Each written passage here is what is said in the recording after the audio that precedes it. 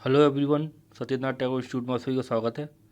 तो आज के इस लेक्चर में हम प्रस्तावना, जिसको उद्देशिका भी बोलते हैं, प्रस्तावना उद्देशिका से संबंधित एमसीक्यू क्वेश्चन करेंगे। ये क्वेश्चन मैं आपको घटनाचक्र से करा रहा हूँ। ये लेक्चर आपकी जो आगामी प्रीलिम्स परीक्षा है, एमपीपीएससी की जो 2024 की प्रीलिम्स परीक्षा है, उसके लिए महत्वपूर्ण हो सकते हैं। तो यदि ये वीडियो आपको अच्छी लगती है, वीडियो को लाइक कीजिएगा, शेयर कीजिएगा, कमेंट कीजिएगा, साथ ही हमारे चैनल को सब्सक्राइब कीजिएगा। साथ ही आप हमारे टेलीग्राम ग्रुप से भी जुड़ सकते हो। टेलीग्राम ग्रुप की लिंक इस वीडियो के डिस्क्रिप्शन बॉक्स में दी हुई है।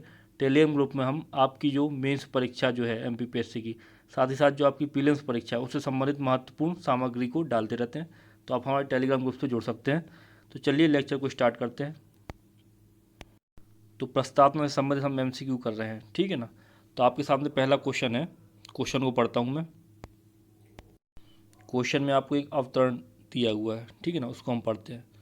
तो देखो, निम्नलिखित अवतरण में, ठीक है, हम भारत के लोग भारत को एक संपूर्ण प्रभुत्व संपन्न समाजवादी पंथ निरपेक्ष लोकतंत्रात्मक गणराज्य बनाने के लिए तथा उसके समस्त नागरिकों को सामाजिक आर्थिक और राजनीतिक न्याय विचार अभिव्यक्ति विश्वास धर्म उपासना की स्वतंत्रता प्रतिष्ठा और अवसर की समता प्राप्त कराने के लिए तथा उन सब में व्यक्ति की गरिमा और राष्ट्र की एकता और अखंडता सुनिश्चित करने वाली बंधुता बढ़ाने के लिए दृढ़ संकल्प होकर अपने संविधान सभा में आज, ठीक है, और फिर खाली स्थान दिए हुए हैं, को एतत् द्वारा इस संविधान को अंगीकृत अधिनियमित और आत्मसमर्पित करते हैं। समझ रहे, पूरी प्रस्तावना लिख दी उसने क्वेश्चन में, ठीक है ना। और उसमें डेट पूछी है कि किस डेट को अंगीकृत कर रहा है, मतलब कौन सी डेट डली है प्रस्तावना में, तो वो डेट आपसे पूछी गई है, ठीक है ना। पूरी प्रस्तावना उन्होंने अवतरण के रूप में लिख दी है क्वेश्चन में, और आपसे पूछी गई है कि कौन सी डेट को। तो देखो, आपके ऑप्शन है ए 26 जनवरी 1950 को, बी 26 नवंबर 1949 को, सी 26 जनवरी 1949 को, डी उपयुक्त में से कोई नहीं। तो आपको बताना है कौन सी डेट इसमें डली हुई है, ठीक है। तो करिए आंसर। तो देखो, उसका सही आंसर है बी नंबर का, ठीक है ना। 26 नवंबर 1949 को क्या कहते हैं, अंगीकृत किया गया था। तो प्रस्तावना में ये डेट डली है 26 नवंबर 1949। तो इस डेट को आपको याद रखना है, ठीक है। थोड़ा सा हम डिस्कशन पढ़ लेते हैं इसके बारे में, क्या लिखा हुआ है। तो देखो, यह भारतीय संविधान की उद्देशिका है जिसमें भारतीय राज्य व्यवस्था के स्वरूप उद्देश्य एवं आदर्श का उल्लेख किया गया है। जो ऊपर क्वेश्चन में लिखा है, जितना भी स्टेटमेंट जितना भी लिखा है, वो प्रस्तावना है, ठीक है ना। इसमें उस तिथि का उल्लेख भी किया गया है जिस दिन भारतीय संविधान को स्वीकार किया गया था, ठीक ना। प्रश्न में एक्स की जगह तिथि 26 नवंबर 1949 अंकित की जाएगी। समझ रहे, मतलब सही ऑप्शन है 26 नवंबर 1949। ये एक्स लिखा ना जो खाली स्थान की जगह पे, तो वही चीज़ ये इसमें बता रहे हैं कि इसकी जगह पे, एक्स की जगह पे 26 नवंबर 1949 सही डेट है, ठीक है। अब हम देखते हैं हमारा अगला क्वेश्चन। आपका क्वेश्चन है कि भारतीय गणतंत्र की 26/1/1950 को सही संवैधानिक वस्तु स्थिति क्या थी जब संविधान लागू किया गया था, ठीक है। तो आपको बताना है कि भारतीय गणतंत्र की स्थिति क्या थी। तो आपको कुछ ऑप्शन दिए हुए हैं, ऑप्शन को पढ़ते हैं हम। ए लोकतंत्रात्मक गणतंत्र, बी संपूर्ण प्रभुत्व संपन्न धर्मनिरपेक्ष लोकतंत्रात्मक गणराज्य, सी संपूर्ण प्रभुत्व संपन्न लोकतंत्रात्मक गणराज्य, या डी संपूर्ण प्रभुत्व संपन्न समाजवादी धर्मनिरपेक्ष लोकतंत्रात्मक गणराज्य, ठीक है ना। अब देखो, ये क्वेश्चन उसने इस प्रकार से पूछा है, लेकिन इसमें प्रस्तावना इन्वॉल्व हो रही, ठीक है ना। प्रस्तावना में लिखा हुआ है कि किस प्रकार का भारत क्या है, गणराज्य है, मतलब किस प्रकार का गणतंत्र है, ठीक है ना। तो उसने इस प्रकार से एक प्रश्न बना के डाल दिया कि 26/1/1950 को सही संवैधानिक वस्तु स्थिति क्या थी, ठीक ना, जब संविधान लागू किया गया था, तो भारतीय गणतंत्र की। तो भारतीय गणतंत्र कैसा गणतंत्र है, ये दिया हुआ है प्रस्तावना में, तो आपको बताना है। तो देखो, इसमें सही आंसर है सी। प्रस्तावना को आप पढ़ोगे तो उसमें लिखा रहता है संपूर्ण प्रभुत्व संपन्न लोकतंत्रात्मक गणराज्य भारत एक, ठीक है ना। तो आपका सी नंबर का ऑप्शन सही है। तो आंसर क्या है, सी है, ठीक है। थोड़ा सा हम डिस्कशन पढ़ लेते हैं इसके बारे में। 26/1/1950 को भारतीय गणतंत्र की संवैधानिक वस्तु स्थिति भारतीय संविधान की तत्कालीन उद्देशिका के अनुसार, ठीक है ना, मैंने बताया ना आपको प्रस्तावना में दिया हुआ है ये बात। तो देखो, उद्देशिका के अनुसार संपूर्ण प्रभुत्व संपन्न लोकतंत्रात्मक गणराज्य की थी। समाजवादी पंथ निरपेक्ष और अखंडता शब्द 42वें संविधान संशोधन अधिनियम 1976 की धारा 2 द्वारा जोड़े गए थे, ठीक ना। बाद में समाजवादी पंथ निरपेक्ष और अखंडता शब्द जोड़े गए हैं, ठीक है ना। प्रस्तावना में किस संविधान संशोधन के द्वारा जोड़े गए हैं, 42वें संविधान संशोधन के द्वारा जोड़े गए हैं, ठीक है। तो डिस्कशन से हमें इतनी चीज़ें पता चली, समझ रहे आप। फिर देखते हैं अगला क्वेश्चन। अगेन वही क्वेश्चन है देखो, ठीक है ना, कि 26 जनवरी 1950 को भारत की वास्तविक संवैधानिक स्थिति क्या थी, ठीक है ना। आईएएस में भी ये क्वेश्चन पूछा गया, ठीक है ना। देखो आईएएस प्री 2021 में आया ये क्वेश्चन, समझ आप। तो इम्पोर्टेंट है, यहाँ से क्वेश्चन आपको एमपीपीएससी में भी देखने को मिल सकते हैं, समझ आप बात। इसलिए घटना चक्र के एमसीक्यू लगाना बहुत ज़रूरी है। जैसे आप टेस्ट सीरीज लगाते हो प्रीलिम्स की, उसी प्रकार से ये एमसीक्यू लगाना भी आपके लिए बहुत ज़रूरी है, ठीक है। इसलिए मैं आपको ये एमसीक्यू करा रहा हूँ। और जल्दी हम और जो आपके विषय हैं, ठीक है ना, हिस्ट्री हो गया, यूनिट 7 से संबंधित हो, वो सारे एमसीक्यू हम जल्दी करेंगे, ठीक है। तो देखो 26 जनवरी 1950 को भारत की वास्तविक संवैधानिक स्थिति क्या थी, ठीक है। तो देखो आंसर क्या है, बी, संपूर्ण प्रभुत्व संपन्न लोकतंत्रात्मक गणराज्य। ऊपर पढ़ के आ रहा है अभी हम, ठीक है ना। तो देखो यही क्वेश्चन आईएएस प्री में पूछा गया 2021 में। देखो ये नीचे लिखा ना आईएएस प्री 2021, ठीक है।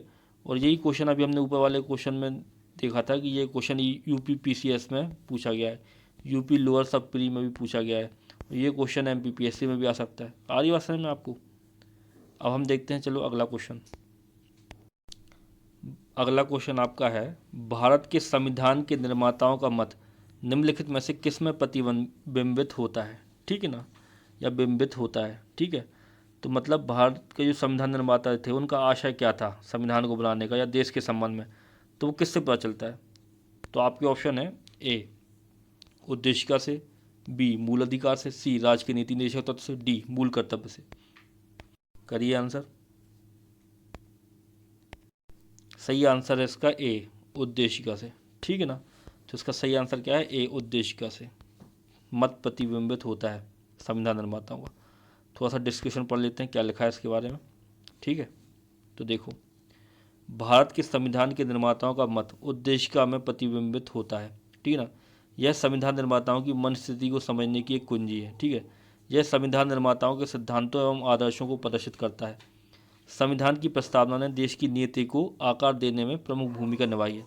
13 दिसंबर 1946 को संविधान सभा के समक्ष जवाहरलाल नेहरू द्वारा प्रस्तुत उद्देश्य प्रस्ताव को 22 जनवरी 1947 को पारित किया गया।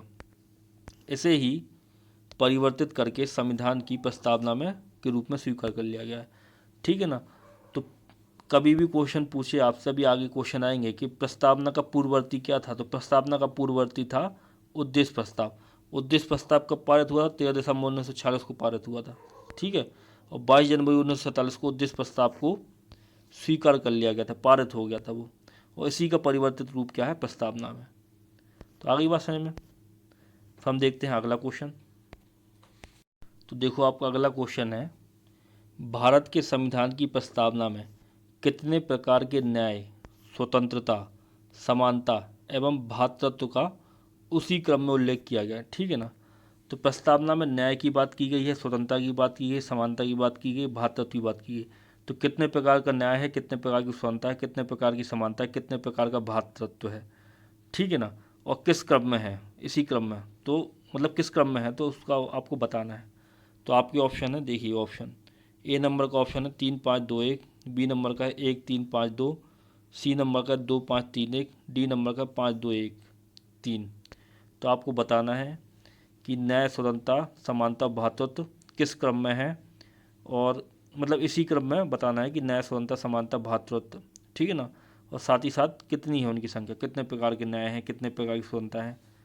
तो देखो इसका सही आंसर है ए, 3 5 2 1। अब हम नीचे हम डिस्कशन पढ़ते हैं, इससे आपको पूरी पिक्चर क्लियर हो जाएगी। ए इसका सही आंसर है। तो देखो भारत के संविधान की प्रस्तावना में 3 प्रकार के न्याय, 5 प्रकार की स्वतंत्रताएं, 2 प्रकार की समानताएं एवं 1 प्रकार के भ्रातृत्व का उल्लेख किया गया है। आगे बात समझ में। अभी आगे जाके और क्लियर होगा कितने प्रकार की स्वतंत्रता है, अभी इस प्रकार के क्वेश्चन भी आएंगे। तो चलिए देखते हैं अगला क्वेश्चन। देखो आपका क्वेश्चन जो है वो है कि भारतीय संविधान की प्रस्तावना में सिलसिले में निम्नलिखित में से कौन सा क्रम सही है, ठीक है ना। आपको कुछ कई सारे क्रम दिए हुए हैं, ठीक है ना। अब ये क्वेश्चन क्या है, थोड़ा त्रुटिपूर्ण है, ठीक है ना। ये क्वेश्चन गलत हो रहा है, इस वजह से गलत हो रहा है कि जो आपको ऑप्शन दिए हुए हैं, ऑप्शन में एक वर्ड दिया हुआ है, सारे ऑप्शन में आपको जनवादी जनवादी जनवादी, ठीक है ना। यहाँ पे भी नीचे जनवादी लिखा हुआ, ठीक है ना। तो ये जो जनवादी लिखा है, ये जनवादी लिखा ही नहीं है भारतीय संविधान में। भारतीय संविधान की प्रस्तावना में जनवादी करके कोई शब्द ही नहीं लिखा हुआ है। तो चारों ऑप्शन इसके गलत हो रहे हैं, ठीक है। तो ये क्वेश्चन त्रुटिपूर्ण है। इसका जब हम डिस्क्रिप्शन पढ़ेंगे तो आपको पूरी पिक्चर क्लियर हो जाएगी कि सही बात क्या है, मतलब क्वेश्चन क्या होना था। ठीक है, तो देखो डिस्क्रिप्शन पढ़ते हैं हम।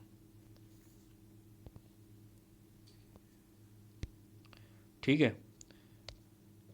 प्रश्न में दिए गए शब्द भारतीय संविधान की प्रस्तावना में वर्णित किए गए हैं। ये भारतीय राज्य व्यवस्था के स्वरूप का वर्णन करते हैं। इनमें से समाजवादी और पंथ निरपेक्ष शब्द मूल संविधान में नहीं थे। इन्हें 42वें संशोधन द्वारा जोड़ा गया।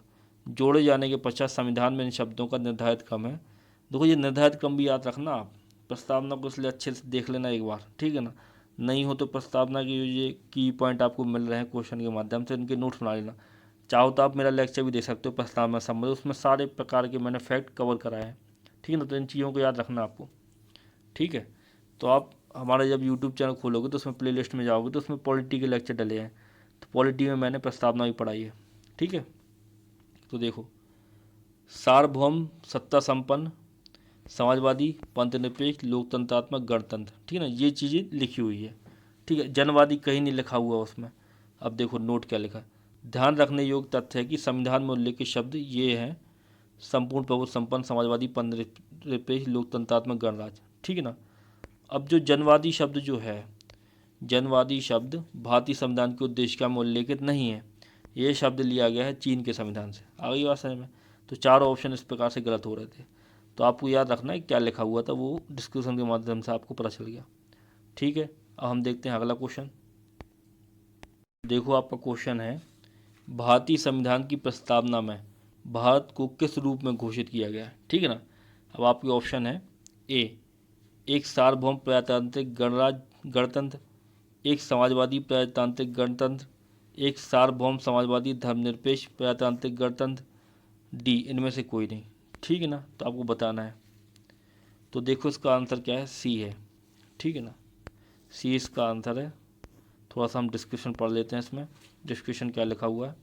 तो देखो भारतीय संविधान की प्रस्तावना में भारत को एक सार्वभौम सार्वभौम अब सार्वभौम ही पर्यायवाची है संपूर्ण प्रभुत्व संपन्न का। ठीक है ना, एक्चुअल प्रस्तावना में लिखा है संपूर्ण प्रभुत्व संपन्न, तो ये चीज़ भी याद रखना। सार्वभौम का मतलब होता है संपूर्ण प्रभुत्व संपन्न समाजवादी पंथनिरपेक्ष लोकतंत्रात्मक गणराज्य के रूप में घोषित किया गया। ठीक है ना। अब धर्मनिरपेक्ष वर्ड नहीं लिखा, ठीक है ना, वो पंथनिरपेक्ष वर्ड लिखा हुआ है। लेकिन यदि ऐसा क्वेश्चन आपसे आता है, अब आपको लगाना है तो आपको क्या है, धर्मनिरपेक्ष ही पंथनिरपेक्ष उसमें मानना पड़ेगा। ठीक है, पंथनिरपेक्ष लोकतंत्रात्मक गणराज्य के रूप में घोषित किया गया। उल्लेखनीय है कि भारतीय संविधान में पंथनिरपेक्ष और लोकतंत्रात्मक शब्द का उल्लेख किया गया है, ना कि धर्मनिरपेक्ष और प्रजातांत्रिक। समझ आप, ऑप्शन सी माना। ठीक है इन्होंने, तो घटना चक्र से मैं करा रहा हूँ आपको, तो ठीक है, तो घटना चक्र का डिस्कशन में आपको क्लियर कर देता हूँ। धर्मनिरपेक्ष कहीं नहीं लिखा, ठीक ना, प्रजातांत्रिक कहीं नहीं लिखा। ठीक है, अब हम देखते हैं अगला क्वेश्चन। वैसे इसका सही आंसर होना चाहिए था सी, समझ आप, सी कह रहा हूँ, सॉरी, डी होना चाहिए था इसका सही आंसर, इनमें से कोई नहीं। ठीक है, तो देखो आपका क्वेश्चन है अगला, निम्न शब्दों पर विचार कीजिए। ठीक है ना, ए समाजवादी, बी प्रजातांत्रिक, सी सार्वभौमिक, डी धर्मनिरपेक्ष। ठीक है ना, सही शब्दों को विचार अनुसार क्रम दीजिए। ठीक है ना, उन्होंने ये शब्द आपको दिए हुए हैं ए बी सी डी करके, इनको क्रम से जमाना है आपको। ठीक है ना, कि पहले कौन सा शब्द आया। ठीक है, और देखो यहाँ पे उन्होंने लिख दिया धर्मनिरपेक्ष वर्ड। ठीक है ना, अब धर्मनिरपेक्ष वर्ड नहीं लिखा हुआ है प्रस्तावना में, लिखा हुआ है पंथनिरपेक्ष वर्ड, लेकिन वो कई बार पंथनिरपेक्ष को धर्मनिरपेक्ष मान रहे हैं, क्योंकि कई लोग कन्फ्यूज हैं। कई बोर्ड भी कन्फ्यूज होते हैं, जैसे हमारा MPPSC बहुत कन्फ्यूज होता है। ठीक है ना, ऐसे ये क्वेश्चन है BPSC का। ठीक है ना, बिहार PSC का ये क्वेश्चन है, वो बोर्ड भी कन्फ्यूज है। तब धर्मनिरपेक्ष को वो पंथनिरपेक्ष बोल रहे हैं। अब इस क्वेश्चन का आंसर तो आपको करना ही है। ठीक है, और आपके ऑप्शन में इनमें से कोई नहीं भी नहीं लिखा हुआ है। ठीक है, तो आपको धर्मनिरपेक्ष को ही पंथनिरपेक्ष मान लेना है। समझ रहे बात। और सार्वभौमिक का मतलब है संपूर्ण प्रभुत्व। समझ रहे, तो करो आंसर। सही क्रम क्या है, ए नंबर का आपको ऑप्शन है CAD बी नंबर का ऑप्शन है CDAB, सी नंबर का ऑप्शन है CDBA, डी नंबर का ऑप्शन है DACB। तो आपको बताओ सही क्या है। तो सही आंसर इसका है A CADB। ठीक है, समझ रहे बात को। सी से मतलब पहले आएगा वर्ड संपूर्ण प्रभुत्व, मतलब सार्वभौमिक, संपूर्ण प्रभुत्व। फिर आएगा वर्ड ए समाजवादी, संपूर्ण प्रभुत्व समाजवादी, ठीक है ना। फिर आएगा डी वर्ड, मतलब धर्मनिरपेक्ष, संपूर्ण प्रभुत्व समाजवादी धर्मनिरपेक्ष। और लास्ट में आएगा प्रजातांत्रिक, ठीक है ना। प्रजातांत्रिक वर्ड भी नहीं है, ठीक है ना, लोकतंत्रात्मक लिखा हुआ है, लेकिन वो आते हैं क्वेश्चन, इसलिए इस प्रकार की बात है सही। तो ए नंबर का ऑप्शन क्या है, सही है आपका, ठीक है, ए नंबर आपका ऑप्शन सही है। आइए बस में फिर हम देखते हैं अगला क्वेश्चन। तो आपका क्वेश्चन है, भारतीय संविधान में की प्रस्तावना में समाजवादी शब्द किस संशोधन के तहत जोड़ा गया है। तो आपको बताना है कि समाजवादी शब्द किस संशोधन के द्वारा जोड़ा गया है, ठीक है। इससे मिलता जुलता क्वेश्चन आया था इस बार पीएससी में, आप प्रीलिम्स में आपने देखा हो, ठीक है ना। तो देखो, अब इस क्वेश्चन को चाहे प्रस्तावना से समझ लो, चाहे संविधान संशोधन से समझ लो, ये क्वेश्चन दोनों जगह से पूछा आ रहा है। ये क्वेश्चन आपका प्रस्तावना से भी बनता है, और ये क्वेश्चन आपका क्या है, संवैधानिक संशोधन से भी बनता है, ठीक है। तो देखो, भारतीय संविधान की प्रस्तावना में समाजवादी शब्द किस संशोधन के तहत जोड़ा गया है। ऑप्शन आपके हैं, ए 42वां संविधान संशोधन, बी 44वां संविधान संशोधन, सी 46वां संविधान संशोधन, डी 74वां संवैधानिक संशोधन। और ई नंबर का ऑप्शन है उपरोक्त में से कोई नहीं। तो बताइए। तो देखो, इसका सही आंसर है ए 42वां संविधान संशोधन द्वारा समाजवादी पंथ निरपेक्ष शब्द जोड़े गए थे, ठीक है ना। तो ए इसका सही आंसर है। अब हम देख लेते हैं 42वें संविधान संशोधन द्वारा क्या क्या जोड़ा गया था, डिस्कशन पढ़ते हैं हम। तो 42वें संविधान संशोधन अधिनियम 1976 द्वारा भारतीय संविधान की प्रस्तावना में समाजवादी शब्द जोड़ा गया, पंथ निरपेक्ष शब्द जोड़ा गया और अखंडता शब्द जोड़े गए, ठीक है ना। ये 3 शब्द जोड़े गए हैं। आगे बढ़ते हैं, हम देखते हैं अगला क्वेश्चन। अगेन वैसे ही क्वेश्चन है कि निम्नलिखित में से कौन सा 42वें संविधान संशोधन के माध्यम से भारत के संविधान की प्रस्तावना में जोड़ा गया। आपके ऑप्शन है, ए संप्रभुता, बी व्यक्ति की गरिमा, सी समाजवाद और पंथ निरपेक्ष, डी निजता। ऊपर अभी हमने पढ़ा ना, समाजवादी पंथ निरपेक्ष और अखंडता शब्द जोड़े गए। तो देखो, सही ऑप्शन क्या हो जाएगा, सी समाजवाद और पंथ निरपेक्ष, ठीक है। तो इसका सही आंसर क्या है, सी नंबर का, समाजवादी और पंथ निरपेक्ष शब्द जोड़े गए। अब हम देखते हैं अगला क्वेश्चन।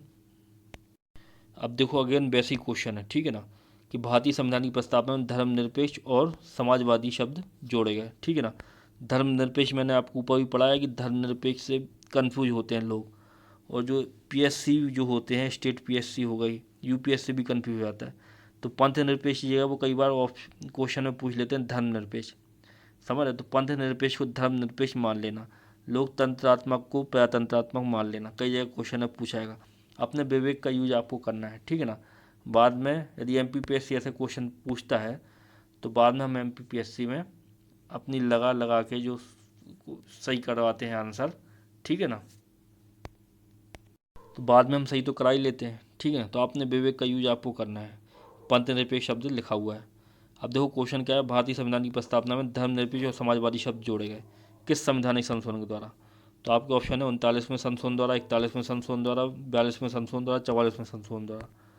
तो देखो, सही आंसर क्या है, सी 42वें संविधान संशोधन द्वारा जोड़े गए धर्मनिरपेक्ष और समाजवादी शब्द और अखंडता शब्द जोड़ा गया है। और धर्मनिरपेक्ष ये एक्चुअल वर्ड है पंथ निरपेक्ष। आगे बात है, तो आंसर क्या है इसका, सी 42वें संविधान संशोधन द्वारा। अब हम देखते हैं अगला क्वेश्चन। आपका क्वेश्चन है, निम्नलिखित में से कौन भारत को धर्मनिरपेक्ष राज्य वर्णित करता है। तो आपको ये बताना है कि निम्नलिखित में से कौन भारत को धर्मनिरपेक्ष राज्य वर्णित करता है, ठीक है ना।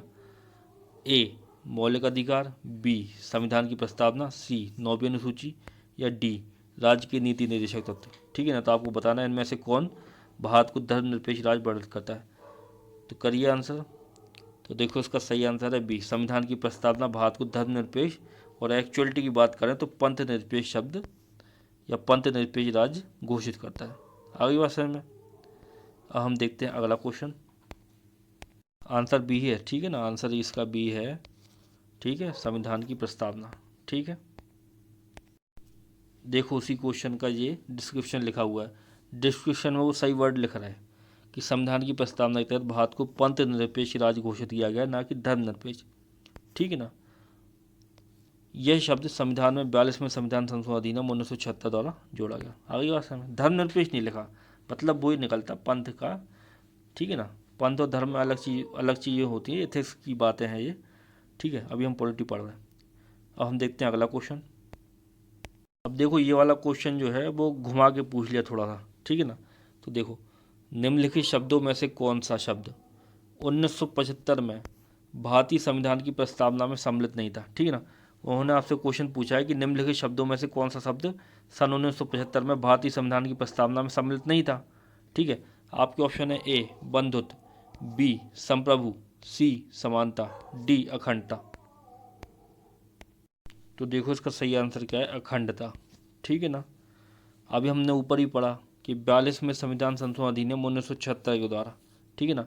याद रखना आपको कि 42वें संविधान संशोधन अधिनियम 1976 के द्वारा समाजवादी, पंथ निरपेक्ष और अखंडता शब्द को जोड़ा गया है। 1976 42वां संविधान संशोधन, ये क्वेश्चन आता है। अब क्वेश्चन किस प्रकार से पूछा गया कि निम्नलिखित शब्दों में से कौन सा शब्द 1975 में भारतीय संविधान की प्रस्तावना में सम्मिलित नहीं था। तो देखो ये बंधुत्व, संप्रभु और समानता, ये तीनों शब्द तो सम्मिलित थे। अखंडता शब्द को जोड़ा गया था 42वें संविधान संशोधन अधिनियम के द्वारा, ये ऊपर लिखा है। समझ रहे आप बात को।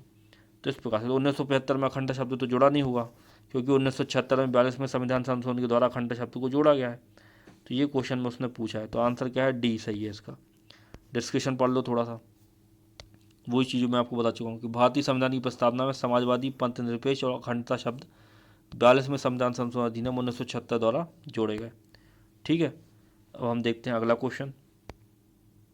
तो देखो आपका क्वेश्चन जो है, ठीक है ना, यूपीपीसीएस में आया ये क्वेश्चन, मेंस में ऑब्जेक्टिव होता हुआ मेंस।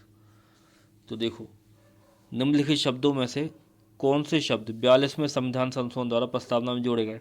वही चीज़ें हैं, बस पूछने का तरीका अलग हो रहा है, ठीक ना, बार बार, ठीक है ना। निम्नलिखित में से कौन से शब्द 42वें संवैधानिक संशोधन द्वारा प्रस्तावना में जोड़े गए। तो आपके ऑप्शन क्या है, ए समाजवाद, दूसरे नंबर का है ग्राम स्वराज, तीसरे नंबर का पंथ निरपेक्षता, चौथे नंबर का संपूर्ण प्रभुत्व संपन्न, ठीक है ना। सही उत्तर का चयन नीचे दिए गए कूटों के उपयोग से करना है, ठीक है ना। ये नीचे कूट दिए हैं आपको, कूट दिख रहा है ये ए बी सी डी। तो आपको बताना है इसमें से सही कौन सा है, मतलब इन शब्दों में से कौन से शब्द 42वें संविधान संशोधन द्वारा जोड़े गए, क्वेश्चन ये है। तो देखो कौन से जोड़े गए थे, समाजवादी, पंथ निरपेक्ष और अखंडता। तो देखो इसमें से कौन से मिल रहा है, समाजवादी मिल रहा और पंथ निरपेक्षता मिल रहा। 1 और 3 आपके सही हैं। तो देखो 1 और 3 कौन से कूट में दिए हुए हैं, तो देखो बी नंबर का कूट है 1 और 3, तो बी नंबर का कूट सही है, मतलब समाजवादी और पंथ निरपेक्ष शब्द जोड़े गए हैं, ठीक है। तो बी नंबर का आपका ऑप्शन क्या है, सही है। आगे बात समझ में। अब हम देखते हैं अगला क्वेश्चन। देखो आपका क्वेश्चन क्या है। तो आपका क्वेश्चन है कि संविधान की उद्देशिका के संबंध में निम्न कथनों पर विचार कीजिए, ठीक है ना। नीचे कुछ कथन दिए गए हैं, उन पर विचार करना है। किसके संबंध में, उद्देशिका मतलब कि प्रस्तावना के संबंध में, और दिए गए कूट की सहायता से बताइए कि इनमें से कौन सा सही है, ठीक है। नीचे कुछ कथन दिए हुए हैं कि प्रस्तावना के संबंध में कौन से सही है। कूट आपके देखो ये दिए हुए हैं, कूट आप देख रहे हैं सामने, ये कूट दिए हुए हैं आपके, ठीक है। कथन आपके ये दिए हुए हैं, ठीक है। अब हम पढ़ना चालू करते हैं कथनों को। तो देखो पहला कथन जो है वो है, पंडित नेहरू द्वारा प्रस्तुत ऑब्जेक्टिव प्रस्ताव अंतुगत्ता उद्देश्य का बना। ऑब्जेक्टिव लिख दिया यहाँ पर, ऑब्जेक्टिव का मतलब है उद्देश्य प्रस्ताव। तो उद्देश्य प्रस्ताव बाद में क्या बना, उद्देश्य का बना। बात तो सही है ये, तो पहला तो सही हो रहा। दूसरा, प्रस्तावना के संबंध में देखना मैं सारे कथनों को, इसकी प्रकृति न्याययुग नहीं है, ये बात भी सही है भाई, न्याययुग नहीं है। प्रस्तावना को लेके आप नहीं आ सकते कोर्ट, बोलो कि प्रस्तावना लिखी कोई बात है इसको लेके आप कोर्ट चले जाओ, तो न्याययुग नहीं है, ठीक है ना। तीसरा जो लिखा है आपको, लिखा है इसका संशोधन नहीं, तो ये बात गलत हो रही है। इसका संशोधन हो चुका है, प्रस्तावना में संशोधन हो चुका है। किस संवैधानिक संशोधन के द्वारा, 42वें संविधान संशोधन के द्वारा, ठीक है ना। 42वें कॉन्स्टिट्यूशनल अमेंडमेंट के द्वारा इसमें संशोधन हो चुका है। और चौथा है, संविधान के विशिष्ट प्रावधानों को यह रद्द नहीं कर सकता, ठीक है ना। तो ये सब चीज़ें लिखी हुई हैं, ठीक है। अब आपको बताना है कि इनमें से कौन से सही है। कूट आपको नीचे दिए हुए हैं कि केवल 1 और 2, केवल 1 2 4, केवल 1 2 3, केवल 2 3 4। तो बताओ सही क्या है। तो देखो इसका आंसर क्या है, बी सही है, 1 2 और 4, ठीक है ना। ये ऑप्शन सही है, समझ रहे। तो देखो इसका आंसर क्या है, बी है। अब थोड़ा सा हम इसका क्या है डिस्क्रिप्शन पढ़ लेते हैं, समझ गए कौन सा आंसर है, बी नंबर का 1 और 2 4 इसके सही ऑप्शन है, ठीक है। तो हम डिस्क्रिप्शन पढ़ लेते हैं तो पूरी पिक्चर क्लियर हो जाएगी। तो देखो डिस्क्रिप्शन में क्या लिखा हुआ है, पंडित नेहरू द्वारा 13 दिसंबर 1946 को प्रस्तुत तथा संविधान सभा द्वारा 22 जनवरी 1947 को स्वीकृत किए गए ऑब्जेक्टिव मतलब उद्देश्य प्रस्ताव ही अंतुगत्वा भारतीय संविधान की उद्देश्य का बना था, ठीक है ना। प्रस्तावना का विधिक स्वरूप यह है कि इसे लागू नहीं किया जा सकता। समझ रहे? तो मतलब ये न्याय योग्य नहीं है, इसकी प्रकृति न्याय योग्य नहीं है। यद्यपि संविधान के विशिष्ट प्रावधानों को यह रद्द नहीं कर सकती। ठीक है ना, मतलब संविधान के जो विशिष्ट प्रावधान है उनको यह रद्द नहीं कर सकती। तथापि केशवानंद भारती मामले में सर्वोच्च न्यायालय के निर्णय के अनुसार संविधान के उद्देश्य का उपयोग संविधान के अस्पष्ट क्षेत्रों की व्याख्या करने में किया जा सकता है। उद्देशिका में संशोधन संभव है तथा 42वें संविधान संशोधन 1976 द्वारा इसमें समाजवादी, पंथनिरपेक्ष और अखंडता शब्द जोड़े गए। उद्देशिका संविधान के स्पष्ट प्रावधानों को रद्द नहीं कर सकती। इसका उपयोग भ्रम को दूर करने में किया जाता है। उद्देशिका का उपयोग इस निष्कर्ष के समर्थन में किया जाता है कि संविधान के मूल ढांचे में कोई परिवर्तन नहीं किया जाए। आ रही बात में समझ? तो इसके जो कुछ प्रावधान है, ठीक है ना, विशिष्ट प्रावधान, उनको ये रद्द नहीं कर सकती। जैसे मूल अधिकार हो गए, समझ रहे आप, प्रस्तावना। और प्रस्तावना का अंत में उपयोग क्या में किया जाता है? निर्वचन में। जैसे संविधान के किसी भाग का अर्थ समझ में नहीं आ रहा, समझ रहे, या समझ में नहीं आ रहा कि संविधान निर्माताओं का आशय क्या है इस भाग को जोड़ने में, इस आर्टिकल को जोड़ने में, तो प्रस्तावना से हम उसका क्या अर्थ निकालते हैं। समझ रहे आप? तो ये चीज़ है। तो मैंने आपको क्वेश्चन बता दिया था, उसका डिस्क्रिप्शन हमने पढ़ लिया है। अब हम देखते हैं अगला क्वेश्चन। क्वेश्चन है ऊपर वाले क्वेश्चन से ही रिलेटेड क्वेश्चन है। देखो, संविधान की प्रस्तावना का विधिक स्वरूप क्या है। अब आपको ऑप्शन दिए हुए नीचे। ए, यह लागू किया जा सकता है। बी, यह लागू नहीं किया जा सकता। सी, विशेष परिस्थितियों में लागू किया जा सकता है। डी, उपरोक्त में से कोई नहीं। तो आपको बताना है कि संविधान की प्रस्तावना का विधिक स्वरूप है क्या। ठीक है ना, तभी हम ऊपर पढ़ के आए कि इसकी प्रकृति न्याय योग्य नहीं है, मतलब इसको न्यायपालिका में जाके लागू नहीं किया जा सकता। तो देखो उसका आंसर क्या है, बी सही है। समझ आप, ये लागू नहीं किया जा सकता है इसको। आ रही है में, तो बी नंबर का ऑप्शन क्या है, सही है। और हम देखते हैं अगला क्वेश्चन। फिर वही क्वेश्चन है, कई बार हम पढ़ चुके कि भारतीय संविधान के उद्देश्य का मतलब प्रस्तावना में संशोधन किया गया था किस संवैधानिक संशोधन के द्वारा। तो आपके ऑप्शन दिए हैं। ए, 70वें संशोधन द्वारा। बी, 24वें संशोधन द्वारा। सी, 42वें संशोधन द्वारा। डी, 44वें संशोधन द्वारा। आ रही है में, ऐसे ही पूछा गया था, मतलब उसमें ऐसा नहीं लिखा था कि 42 कॉन्स्टिट्यूशनल अमेंडमेंट इस बार के प्रीलिम्स में, ठीक ना, उसमें ऐसे शब्दों में लिखा हुआ था, तो बच्चे कन्फ्यूज हो गए, 44 में लगाया कई लोग। सही आंसर है सी, 42वें संविधान संशोधन द्वारा प्रस्तावना में संशोधन किया गया है। ठीक है, तो आंसर क्या हो गया, सी हो गया। आ गई वैसे में। अब हम देखते हैं अगला क्वेश्चन। अगला क्वेश्चन फिर से वैसे ही है कि समाजवादी शब्द उद्देशिका में जोड़ा गया था किस संवैधानिक संशोधन द्वारा। तो 42वें संशोधन द्वारा। इसका सही आंसर है ए। ठीक है ना, 42वें संशोधन द्वारा जोड़ा गया था। ठीक है, और हम देखते हैं अगला क्वेश्चन। फिर से वही क्वेश्चन है कि भारतीय संविधान की प्रस्तावना में समाजवादी शब्द किस संशोधन द्वारा जोड़ा गया। तो सही आंसर है बी, 42वें संविधान संशोधन द्वारा समाजवादी शब्द को जोड़ा गया। तो आंसर क्या है, बी। अब हम देखते हैं अगला क्वेश्चन। जो भी देखो, अगला क्वेश्चन जो आपका है, जो अभी तक हम पढ़ के आ रहे हैं वैसे ही उसी से रिलेटेड है, बस थोड़ा सा घुमा के पूछ लिया। तो देखो शुरू कैसे हो रहा प्रश्न। 26 नवंबर 1949 को अंगीकृत किए गए भारतीय संविधान की प्रस्तावना में शब्द सम्मिलित नहीं थे। ठीक है ना, तो 26 नवंबर 1949 को अंगीकृत भारतीय संविधान की प्रस्तावना में शब्द सम्मिलित नहीं थे। ठीक है ना, तो आपके ऑप्शन है ए, समाजवादी। दूसरे नंबर का ऑप्शन है धर्म पंथनिरपेक्ष। तीसरा है अखंडता। चौथा है गणराज्य। अधोलिखित कूटों में से सही उत्तर का कुछ चुनिए। तो आपको बताना है निम्नलिखित कूटों के माध्यम से कि कौन से शब्द थे जो 26 नवंबर 1949 को शामिल नहीं थे। अभी हम ऊपर पढ़ के आ रहे हैं ना कि 42वें संविधान संशोधन अधिनियम द्वारा कई बार हमने पढ़ा समाजवादी, पंथनिरपेक्ष और अखंडता शब्द जोड़े गए हैं। तो 1, 2 और 3 1, 2 और 3 नंबर के जो शब्द हैं वो 26 नवंबर 1949 को शामिल नहीं थे प्रस्तावना में, वो 1976 में शामिल हुए। कौन से संविधान संशोधन द्वारा, 42वें संविधान संशोधन द्वारा। तो इसका सही आंसर क्या हो गया आपका, ए नंबर का कूट सही हो गया। मतलब 1, 2 और 3 नंबर के जो शब्द हैं आपके, ये 26 नवंबर 1949 को संविधान की प्रस्तावना में सम्मिलित नहीं थे। तो आंसर क्या हो गया, आंसर हो गया ए। ठीक है, आगे बात में। अब हम देखते हैं अगला क्वेश्चन। फिर देखो अगेन वही क्वेश्चन है, मैं सीधे आपसे को घटना चक्र से करा रहा हूँ, ठीक है ना, इसलिए क्वेश्चन उसमें रिपीट हो रहा है। उसमें जिस प्रकार से दिए हुए हैं वैसे क्वेश्चन मैं आपको करा रहा हूँ। देखो, भारतीय संविधान की प्रस्तावना पंथनिरपेक्ष शब्द जोड़ा गया। फिर से वही क्वेश्चन अभी हम कई बार पढ़ चुके कि बी नंबर का ऑप्शन सही है, 42वें संविधान संशोधन द्वारा पंथनिरपेक्ष, समाजवादी और अखंडता शब्द को जोड़ा गया। तो आंसर क्या हो गया, बी हो गया। अब हम देखते हैं अगला क्वेश्चन। क्वेश्चन आपके लिए नया है, ठीक है ना। तो देखो, अच्छा क्वेश्चन है। भारत के संविधान के आमुख का लक्ष्य उसके सभी नागरिकों के लिए सुनिश्चित करना है, ठीक है ना। अब इस समय में आया ये लिखा आमुख, आमुख का मतलब क्या होता, ठीक है ना। आमुख का मतलब है प्रस्तावना, उसी को बोलते उद्देशिका, ठीक है, समझ रहे बात को। तो भारत के संविधान के आमुख का लक्ष्य उसके सभी नागरिकों के लिए सुनिश्चित करना है। क्या सुनिश्चित करना है, अब वो नीचे दिए हुए हैं आपको, और कूटों के माध्यम से बताना है कौन कौन सी चीज़ें सुनिश्चित करना है। तो पहले नंबर का ऑप्शन है सामाजिक तथा आर्थिक न्याय, दूसरे नंबर का है विचार तथा अभिव्यक्ति की स्वतंत्रता, तीसरे नंबर का है अवसर की समानता, चौथे नंबर का है व्यक्ति की प्रतिष्ठा, ठीक है ना। तो आपको बताना है कि इनमें से कौन से वो वर्ड हैं या कौन सी वो चीज़ें हैं, ठीक है ना, जो नागरिकों के लिए सुनिश्चित कर रही है प्रस्तावना। सामाजिक तथा आर्थिक न्याय, विचार तथा अभिव्यक्ति की स्वतंत्रता, अवसर की समानता, व्यक्ति की प्रतिष्ठा। आपके कूट नीचे दिए हुए हैं। ए नंबर का आपका कूट है 1 और 2, बी नंबर का कूट है 1 2 3, सी नंबर का कूट है 2 3 4, और डी नंबर का कूट है सभी चारों।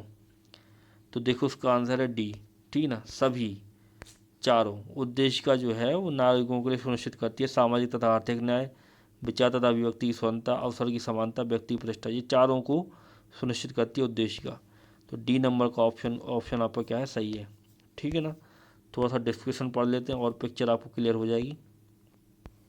तो देखो, भारत के संविधान की आमुख प्रस्तावना का लक्ष्य उसके सभी नागरिकों को सामाजिक, आर्थिक और राजनीतिक न्याय, विचार, अभिव्यक्ति, विश्वास, धर्म, उपासना की स्वतंत्रता, ठीक है ना। कितने प्रकार के न्याय हो रहे हैं, देखो 3 प्रकार के न्याय हो रहे हैं, सामाजिक, आर्थिक और राजनीतिक न्याय। स्वतंत्रता कितने प्रकार की हो रही, विचार, अभिव्यक्ति, विश्वास, धर्म, उपासना, 5 प्रकार की स्वतंत्रताएं हो रही। प्रतिष्ठा और अवसर की समानता, 2 प्रकार की समानता हो रही। अब व्यक्ति की गरिमा सुनिश्चित करना, ठीक है ना, व्यक्ति गरिमा एक बार, समझ आप। तो ये लक्ष्य है प्रस्तावना का, ठीक है। तो ये वर्ड आप याद रखना कि कितने प्रकार के न्याय दिए हुए हैं, 3 प्रकार के न्याय दिए हुए हैं प्रस्तावना में। कितने प्रकार की स्वतंत्रताएं दी हुई हैं, 5 प्रकार की स्वतंत्रता दी हुई है। कितने प्रकार की समानताएं दी हुई हैं, 2 प्रकार की समानताएं दी हुई हैं। वो समानताएं ये लिखी, प्रतिष्ठा और अवसर की समानता।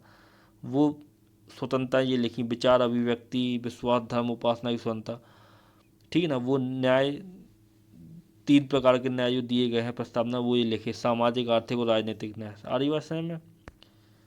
तो ये चीज़ थी। अब हम देखते हैं अगला क्वेश्चन। तो देखो आपका क्वेश्चन क्या है, आपको एक कथन दिया हुआ है और उसका कारण दिया हुआ है आर। ए कथन है, आर कारण है। तो हम पढ़ते हैं। नीचे 2 कथन दिए गए हैं जिनमें से एक को कथन ए तथा दूसरे को कारण आर कहा गया है, ठीक है ना। अब आपको पढ़ना है इन दोनों को और फिर उनके माध्यम से नीचे दिए गए कूटों में से सही उत्तर का क्या करना है, चयन करना है। तो देखो, ए नंबर का लिखा हुआ है भारत एक संपूर्ण प्रभुत्व संपन्न समाजवादी धर्मनिरपेक्ष और लोकतंत्रात्मक गणराज्य है, ठीक है ना। भारत एक संपूर्ण प्रभुत्व संपन्न समाजवादी धर्मनिरपेक्ष और लोकतंत्रात्मक गणराज्य, बात सही है, ठीक है। कारण क्या लिखा हुआ है, इसे 42वें संविधान संशोधन अधिनियम 1976 द्वारा संपूर्ण प्रभुत्व संपन्न लोकतंत्रात्मक गणराज्य के स्थान पर प्रतिस्थापित किया गया है, ठीक है। तो अब ये बात आपको नीचे कूट दिए गए हैं उनके माध्यम से बताना है कि सही क्या है, ठीक है ना। तो देखो कूट देख लो आप पे कूट जो है वो ये हैं कि ए तथा आर दोनों सही हैं तथा आर ए की सही व्याख्या करता है। बी, ए तथा आर दोनों सही हैं और आर ए की सही व्याख्या करता है, ठीक है ना। आर ए की सही व्याख्या नहीं करता, ठीक है ना। ये आपका ऑप्शन है बी नंबर। सी, ए सही है परंतु आर गलत है। डी, ए गलत है परंतु आर सही है। तो आपको बताना है कि सही आंसर क्या है। तो देखो इसका आंसर सही क्या है, ए नंबर का, मतलब ए और आर दोनों स्टेटमेंट सही हैं, कथन भी सही है, कारण भी सही है, और जो आर जो आपका है वो ए की सही व्याख्या कर रहा है, ठीक है ना। तो ये आपके सही हैं, ये आपके क्या थे, कथन और कारण थे, ठीक है। डिस्कशन हम पढ़ लेते हैं और पिक्चर आपको क्लियर हो जाएगी, ठीक है। तो भारतीय संविधान की प्रस्तावना के अनुसार भारत एक संपूर्ण प्रभुत्व संपन्न समाजवादी पंथनिरपेक्ष और लोकतंत्र गणराज्य है। 42वें संविधान संशोधन द्वारा भारतीय संविधान की प्रस्तावना में समाजवादी पंथनिरपेक्ष और अखंडता शब्द जोड़े गए, ठीक है ना, बात सही है, आगे बात है। मतलब मूल भारतीय संविधान में क्या लिखा हुआ था, मूल भारतीय संविधान में लिखा हुआ था संपूर्ण प्रभुत्व संपन्न लोकतंत्रात्मक गणराज्य।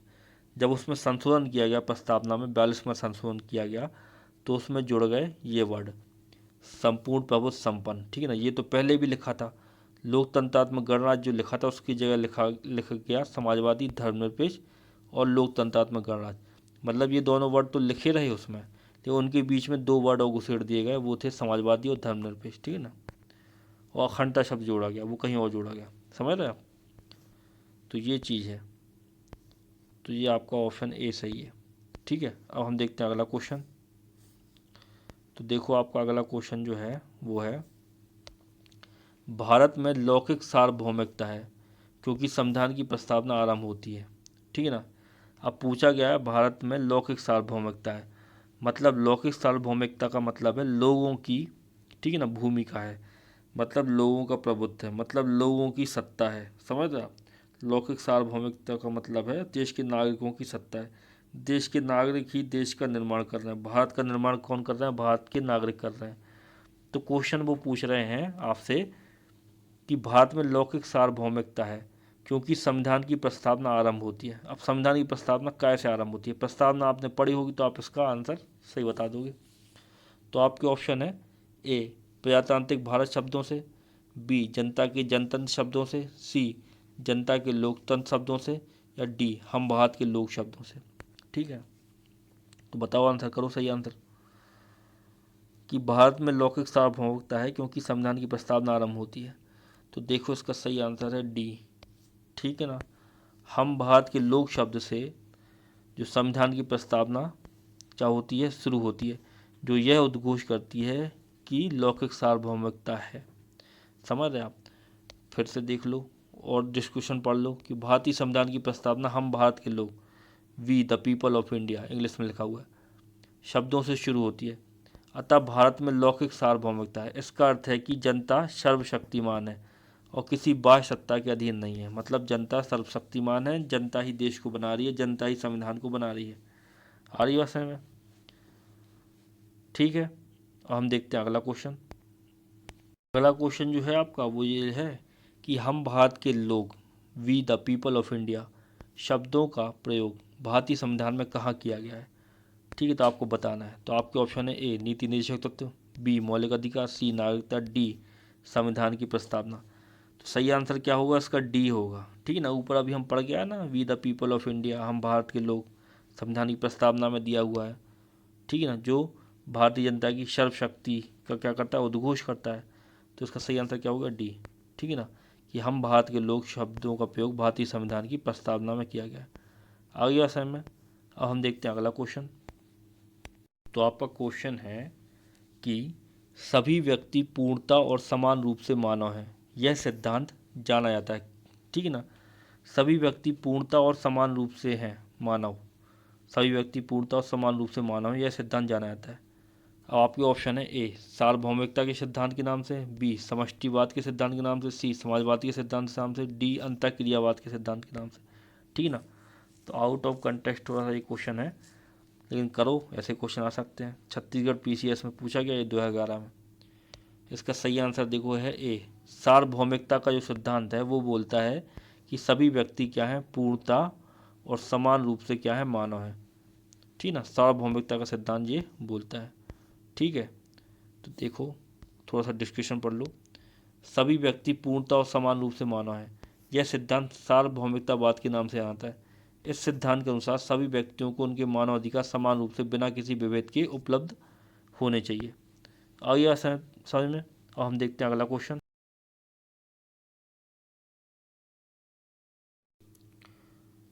तो अगला क्वेश्चन जो आपका है, अगला क्वेश्चन है कि भारत के संदर्भ में निम्नलिखित में से कौन धर्मनिरपेक्ष शब्द का सही भाव व्यक्त करता है, ठीक है ना। कि भारत के संदर्भ में निम्नलिखित में से कौन धर्मनिरपेक्ष शब्द का सही भाव व्यक्त करता है, ठीक है।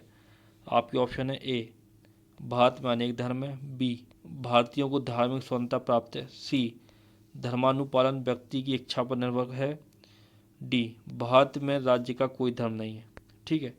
तो आपको बताना है कि भारतीय संविधान में धर्मनिरपेक्षता शब्द जोड़ा गया है, एक्चुअल में जोड़ा गया है पंथनिरपेक्ष, लेकिन क्वेश्चन में पूछा जा रहा है धर्मनिरपेक्ष, ठीक है ना। पंथनिरपेक्ष को ही धर्मनिरपेक्ष माना जा रहा है।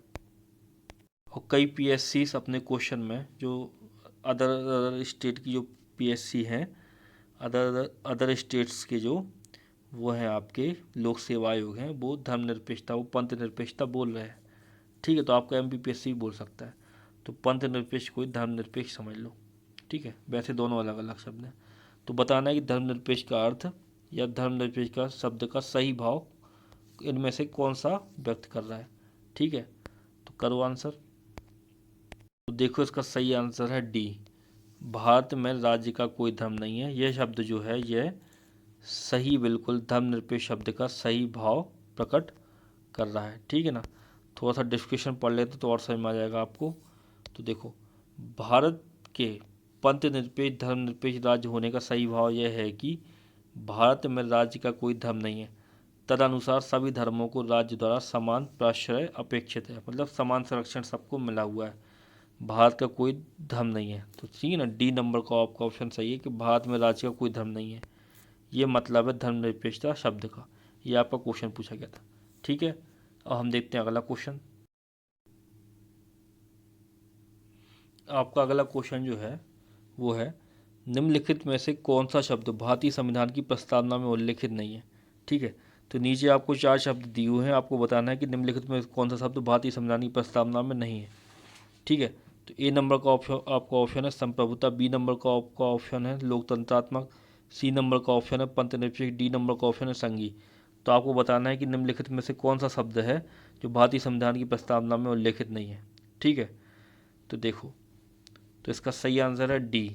ठीक है ना, जो संघी शब्द जो आपका है ये भारतीय संविधान की प्रस्तावना में कहीं नहीं लिखा। ठीक है ना, लोकतंत्रात्मक आपने पढ़ा होगा, पंथनिरपेक्ष देखा होगा आपने, संप्रभुता देखा होगा शब्द, लेकिन डी नंबर का ऑप्शन जो संघी शब्द है ये प्रस्तावना में कहीं उल्लेखित नहीं है। ठीक है, तो डी नंबर का ऑप्शन आपका सही है। आप देख लेते हैं थोड़ा सा डिस्क्रिप्शन वर्ड में आपका सही हो जाएगा, डिस्क्रिप्शन में आपको पिक्चर पूरी क्लियर हो जाएगी। ठीक है ना, तो डिस्क्रिप्शन हम पढ़ते हैं। तो देखो, भारतीय संविधान की प्रस्तावना में शामिल महत्वपूर्ण शब्द संपूर्ण प्रभुत्व संपन्न समाजवादी पंथनिरपेक्ष लोकतंत्रात्मक गणराज्य, ठीक है ना, न्याय स्वतंत्रता समता तथा बंधुता है, परंतु संघी शब्द भारतीय संविधान की प्रस्तावना में उल्लेखित नहीं है। ठीक है ना, संविधान के अनुच्छेद 1 में संघ शब्द का प्रयोग किया गया, तो संघ शब्द काय में लिखा हुआ है, भाग 1 अनुच्छेद 1 में। ठीक है ना, भारत उसका संघ राज्य क्षेत्र। ठीक है, आगे बात समझ में, तो संघी शब्द नहीं है। तो ये था आपका क्वेश्चन। तो ये आपके आज के लेक्चर का लास्ट क्वेश्चन था। इसके आगे के क्वेश्चन जो हैं वो मैं आपको अगले लेक्चर में कराऊंगा। तो आज के लेक्चर में इतना ही, कल फिर मिलते हैं नए लेक्चर के साथ में। धन्यवाद।